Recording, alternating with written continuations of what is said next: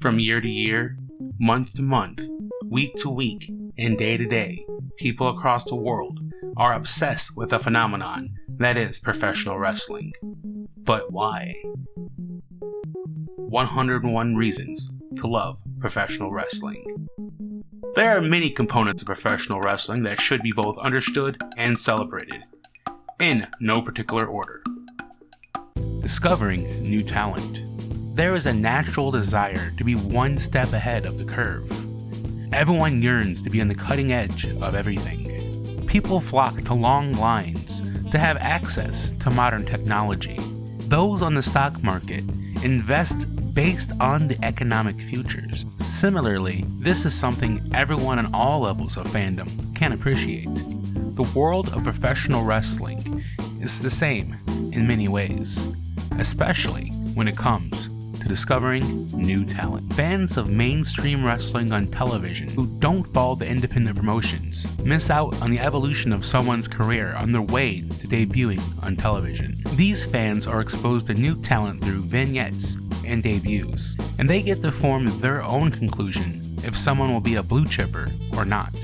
In the pre-technology eras, the only real way to see someone outside of your local territory was through tape trading with other fans, reading magazines, or simply through word of mouth. Now, it is much easier to follow a wrestler's journey.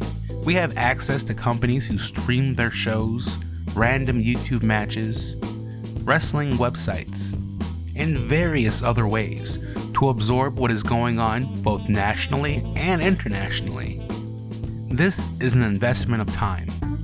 We see someone gain momentum in the smaller companies and work their way up the ladder towards their goal of worldwide exposure. Independent fans of old were able to see the young up-and-comers like CM Punk and Colt Cabana work the circuit before landing in Ring of Honor and then beyond. Likewise, fans have seen the likes of Daniel Bryan evolve from the American Dragon Bryan Danielson to a multi-time world champion in the WWE. Fans have witnessed the likes of Teddy Hart gain momentum and then their stock plummets for various reasons and they never make it to a larger spotlight. However, most only saw Hall of Famers like The Rock grow from their modest WWF debuts with characters like Rocky Maivia and later become the most electrifying entertainer of all time.